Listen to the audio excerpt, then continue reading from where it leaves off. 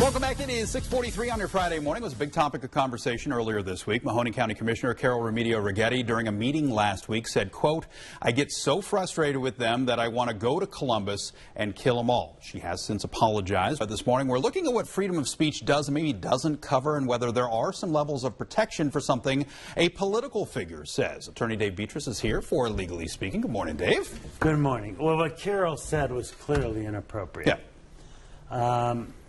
I was at the county commissioners yesterday, again, screaming about the Board of Elections. I think when I talk to them about the Board of Elections, it sounds like a Charlie Brown teacher, if you can remember. Yep. So I did hear her apologize. That was the right thing for her to do. When it comes to politics, we can't be threatening each other. That's just not how we should be doing things. So when does free speech turn into a crime?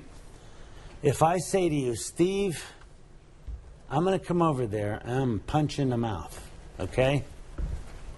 That would be called menacing. Okay. That's a crime. If I knowingly put you in reasonable fear or reasonable belief that I'm going to cause you harm to either you or your property, that's menacing. Okay. Aggravated menacing is if I put you in reasonable fear that I'm going to cause you serious physical harm, okay, then that's aggravated menacing. So you're not allowed to threaten people. Now, when you're on the internet, I tell people this all the time, threats on the internet are a crime. Okay. So if you're going to say to someone on the internet, I'm going to shoot you, that is a crime. The FBI technically could take and prosecute those, but if they prosecuted those, they'd be forever prosecuting those. But I did represent a gentleman in the Pittsburgh federal court for sending threatening texts to his ex-wife. So that did happen. And so that's when it crosses the line. Now in Pennsylvania, they use the word terroristic threats as sort of our menacing, and then they have one for assault, where you don't actually assault the person, but you put them in fear that you're going to assault them. Interesting. So what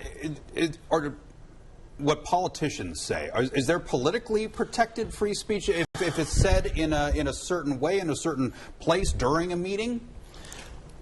Well, yes and no. When what got the ex-president and current president in trouble was that speech. So if you induce people to go out and do something on your behalf, that could be considered inciting a riot or, conspiracy or some other crime. Look, you have the freedom to gather, but it all has to be done peaceably. I can't stretch that enough. Your First Amendment right is a guaranteed right for you to protest, but it has to be peaceful. It cannot be you're getting in someone's face, you're going to fight them. If you're on a public street, a public thoroughway, you have complete freedom of speech. And cuss words by the Supreme Court are considered freedom of speech. So you know the old adage, sticks and stones will break my bones, but words will never hurt me.